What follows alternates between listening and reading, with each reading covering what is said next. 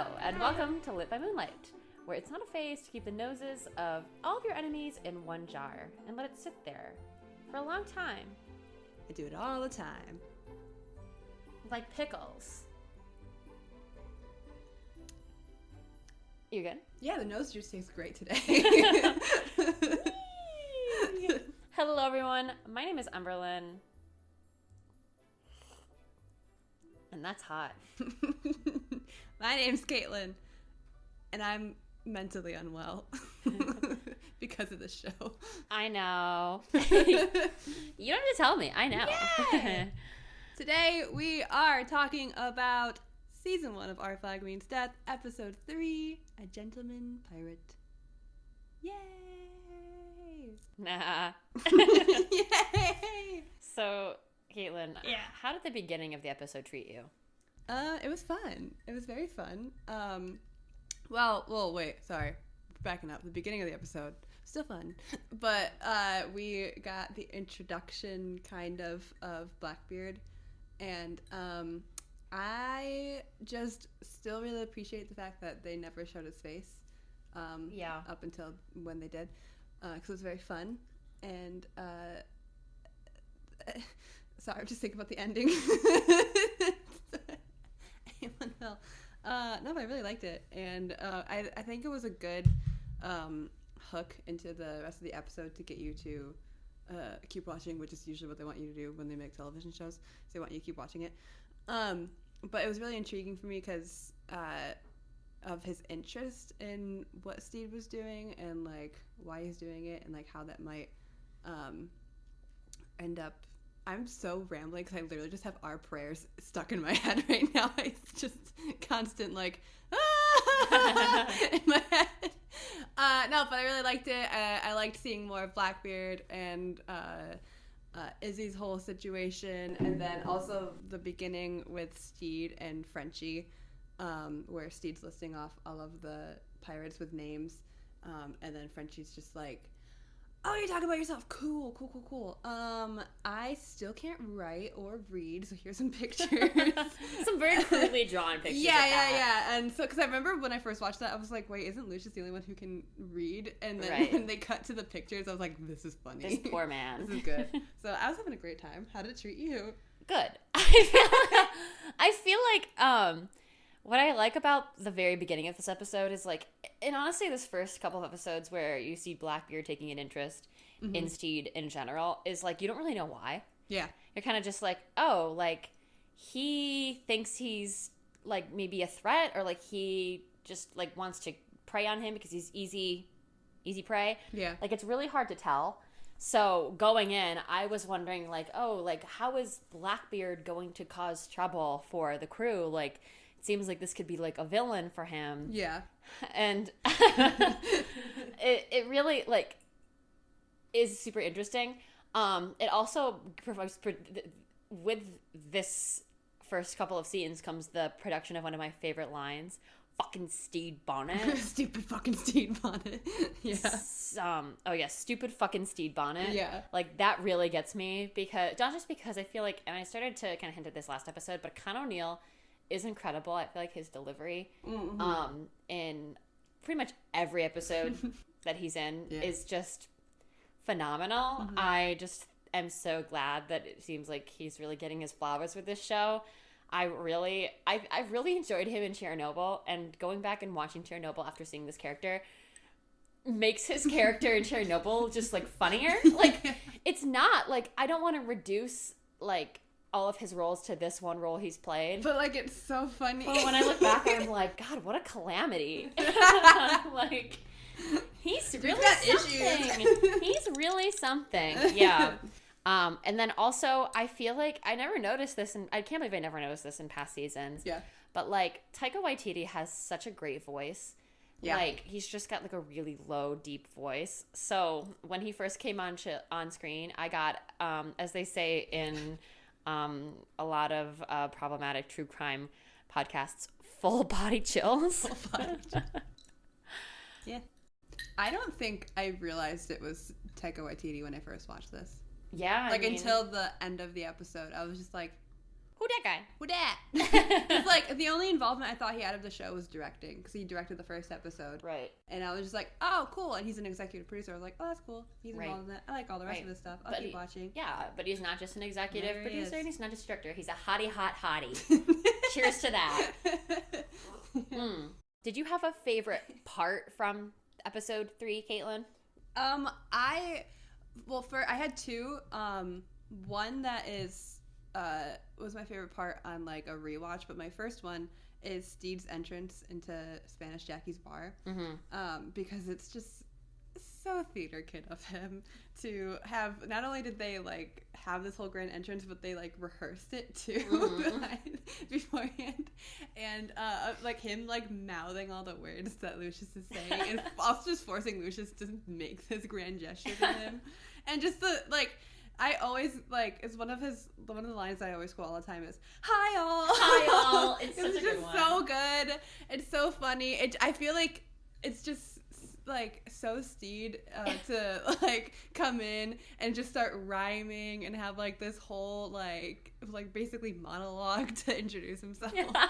And he's just like he's out here having a good time, but he still doesn't quite know how to read the room. Yeah. Which I think is really fun of him. It is super fun. So I really enjoyed that. But then my other scene that I really liked was later on when Izzy goes back to Blackbeard's ship and he tells him that Steed is not interested in meeting. Right. And Blackbeard's like, well, you told him who I am, right? And Izzy's like, yeah, I totally did. I did that. And then he told you to go suck eggs in hell. Let's go kill him is basically what Izzy wants, which I just think is so funny.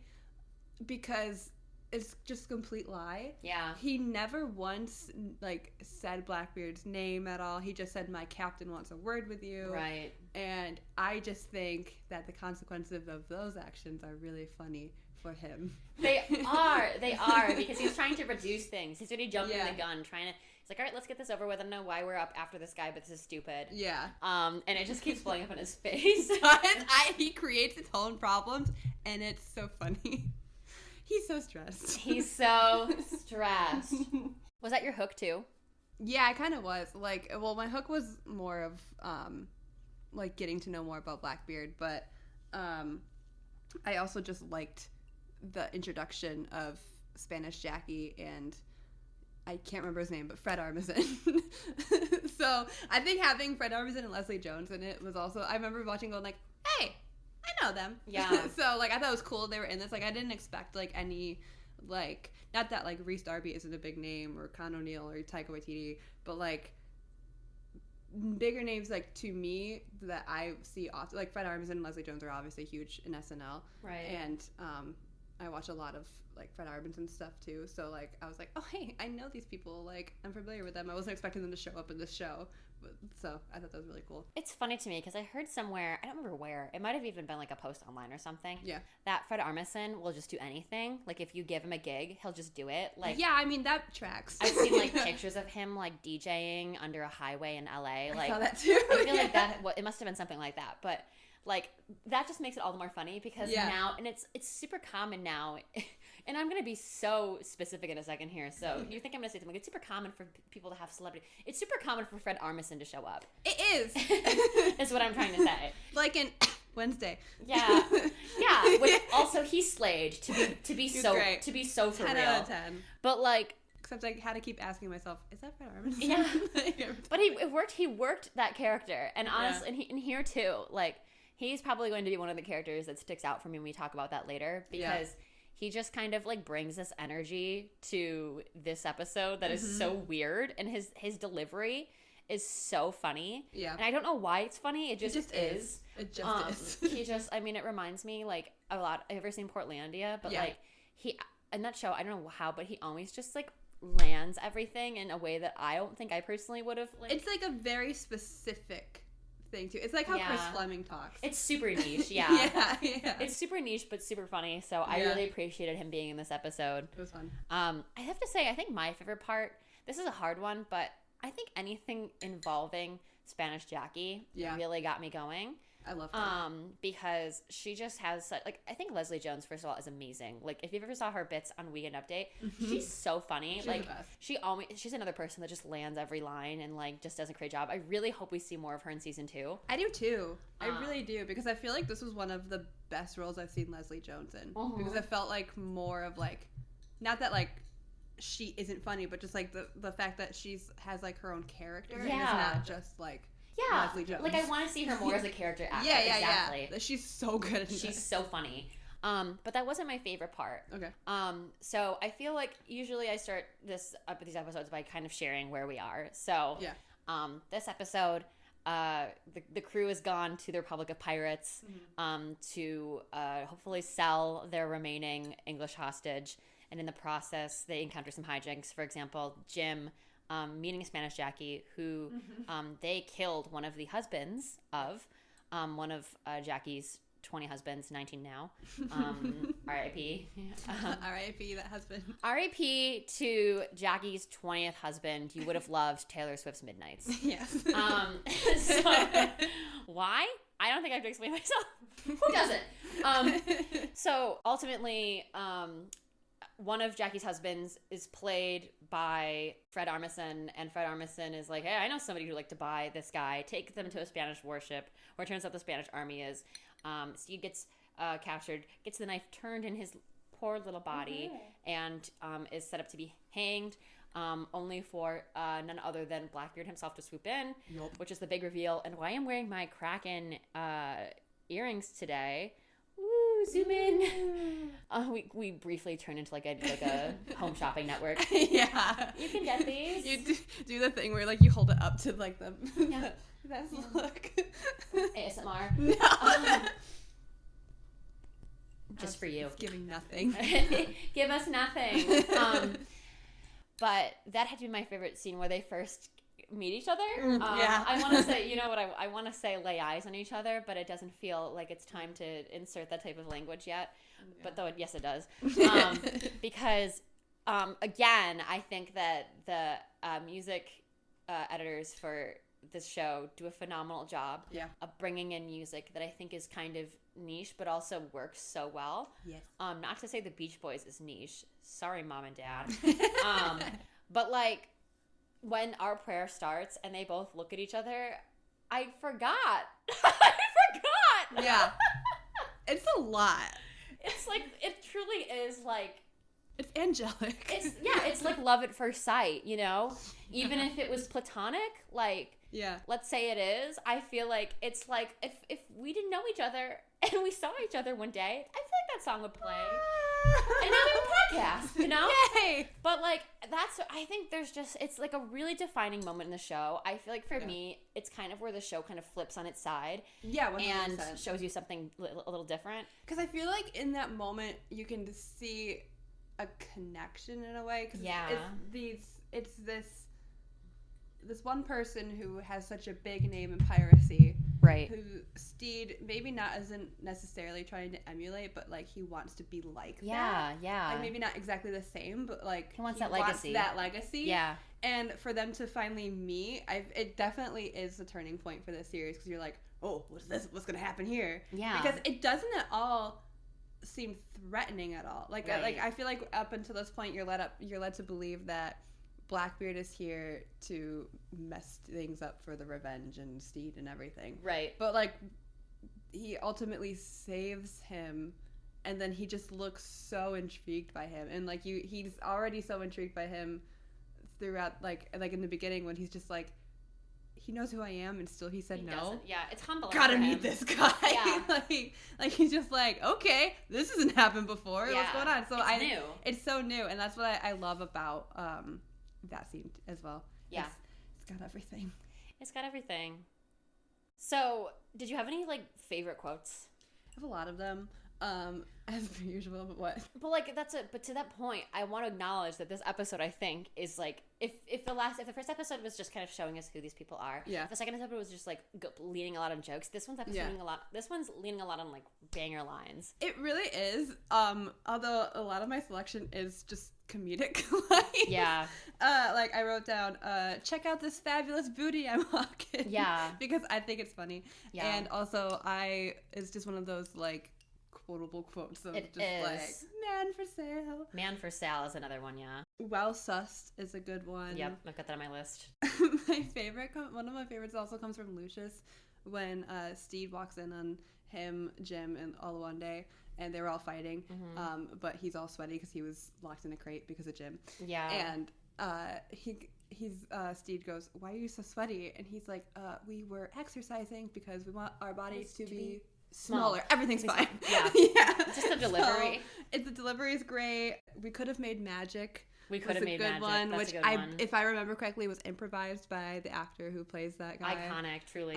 Which is great. That's such a good one. Another one I say all the time is my noses. Yep, my noses. Also, another one just for that wonderful Kiwi accent is whatever. I don't care. Whatever.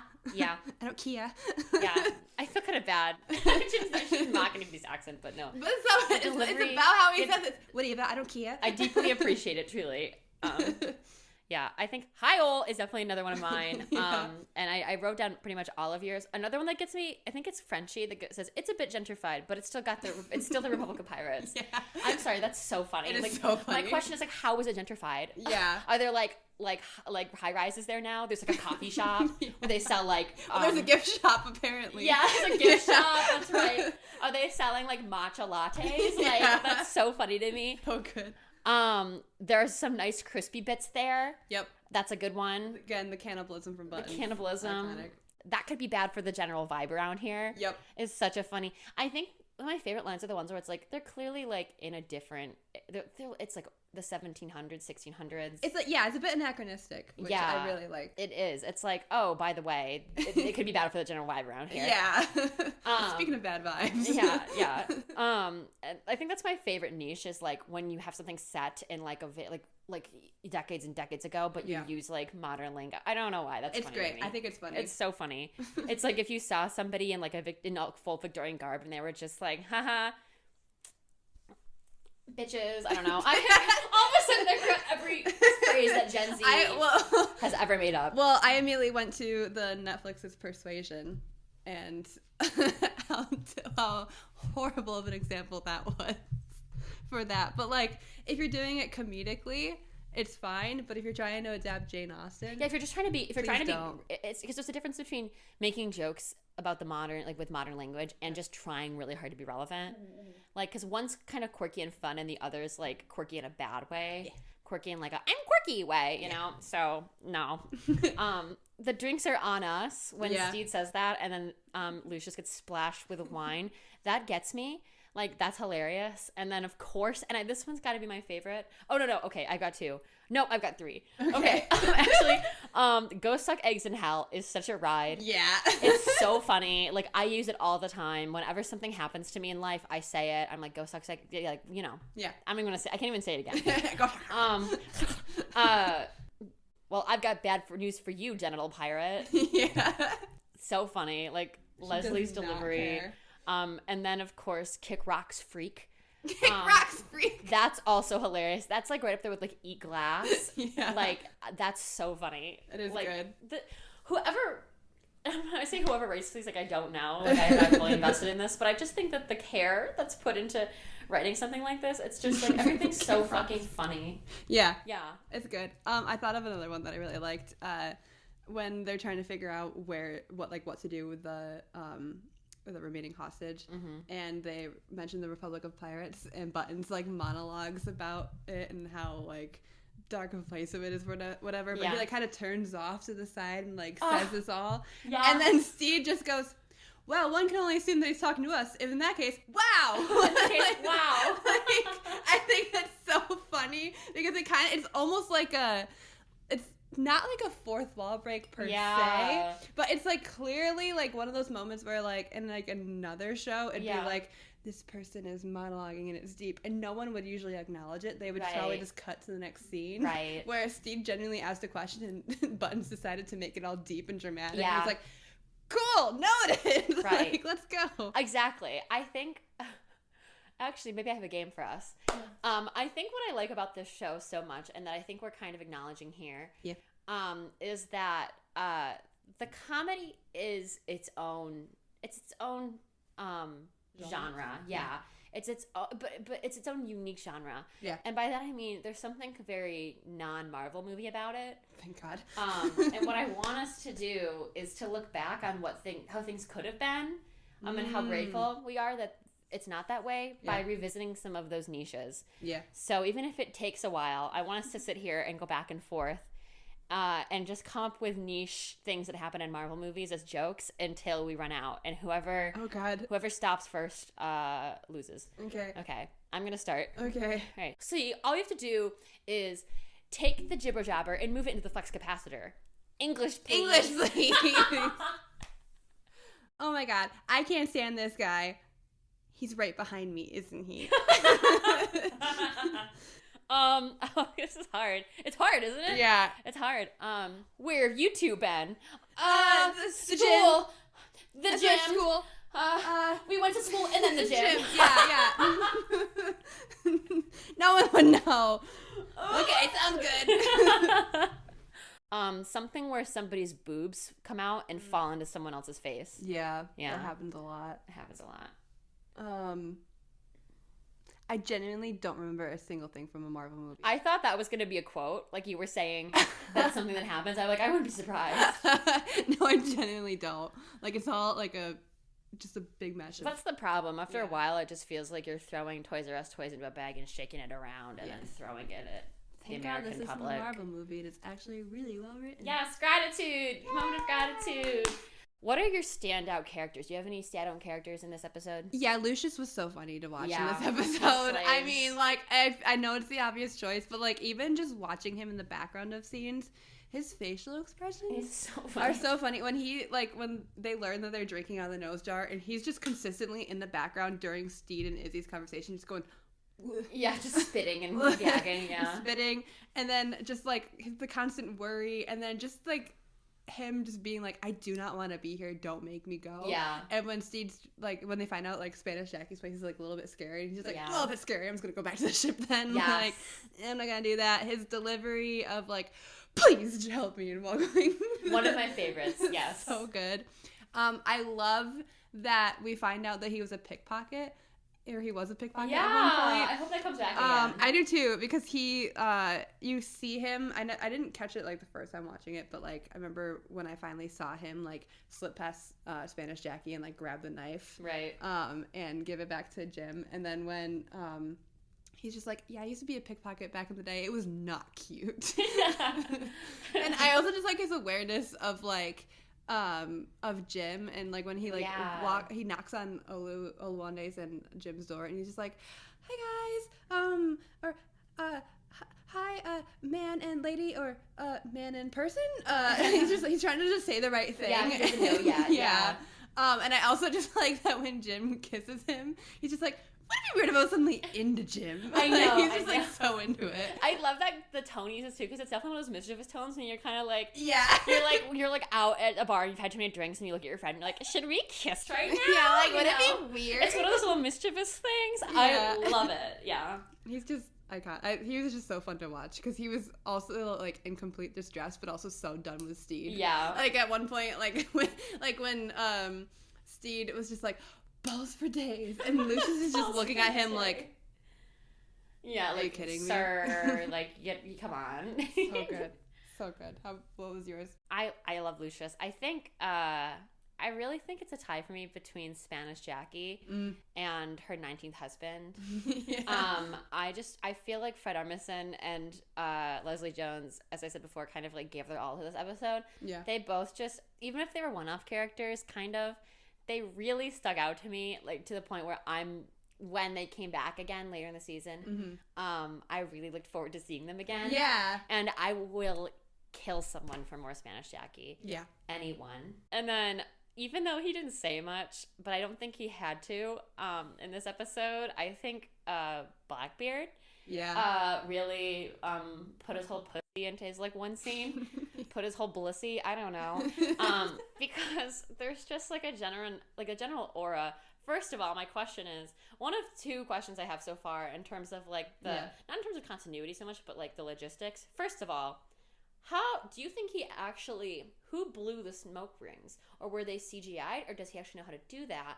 And why is it that when I do that on my back porch on a Saturday night after a particularly hard day of work, I can't? I would say he did do that.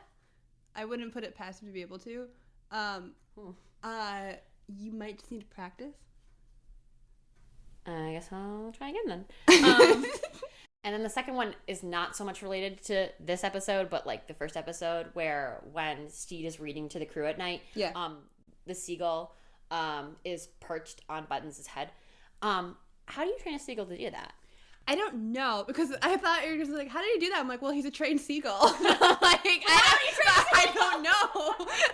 don't know. Because, like, I think he might have been, like, on, like, a little leash thing. That could be fun. Because you can't just have them, like, flying around the set and everything. Why not? I don't know.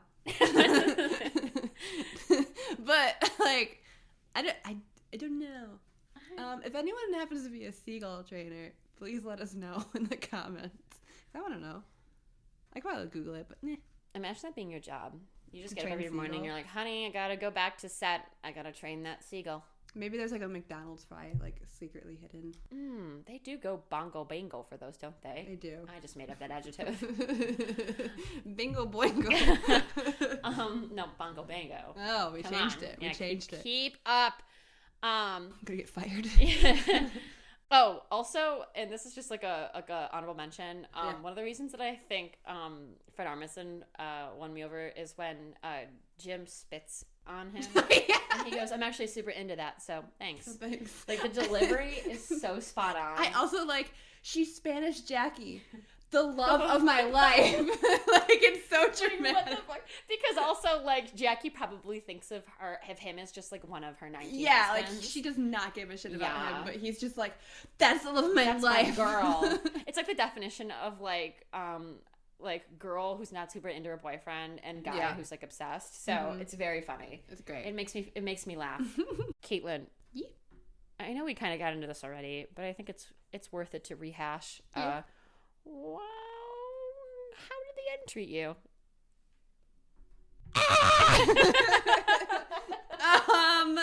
Okay. Again, we've watched this show like 8 million times. I still get emotional at the end. Which is funny because obviously in the first viewing, I don't think I was emotional. I was more just like, ooh, what's all this? What's all this then? Right, what's all this then? Yeah. So, there was that, and then, but like every time since, it's because it's just like, this is the first time they met. Yeah. It's like watching your parents' wedding video. Yeah, and it's just a lot, and it's just also so beautiful. I think it's one of like my favorite entrances of a character ever, of just like the slowly like out of focus, and then it comes into focus, and then just the camera pan that really just helps the female gaze, I feel like, because if it was a woman, we would have gotten that, like, you know how they do like the like the pan up of the camera. Yeah. It was nice to get that. The big gun. Yeah. Yeah. Wee woo. I also just like just something about him just like putting his hair out of his face. Just like nice touch. Yeah. And just the whole like, I feel like he must have rehearsed it like the gentleman pirate, I presume. Yeah. He's like, ooh, gotta make myself look cool sitting in front of this guy. Ship. Yeah. Yeah. The gentleman. Fuck. Pirate? When you want someone to fuck you so bad that you just rehearse what you're gonna say to them in the mirror. Can you imagine if he showed up there and like fucked it up? Like, like just the genital pirate. Damn it! It's just like, you go, remember, like imagine like you're Steed, you're dying, and I'm just nice. Like oh, I want to fuck him so bad.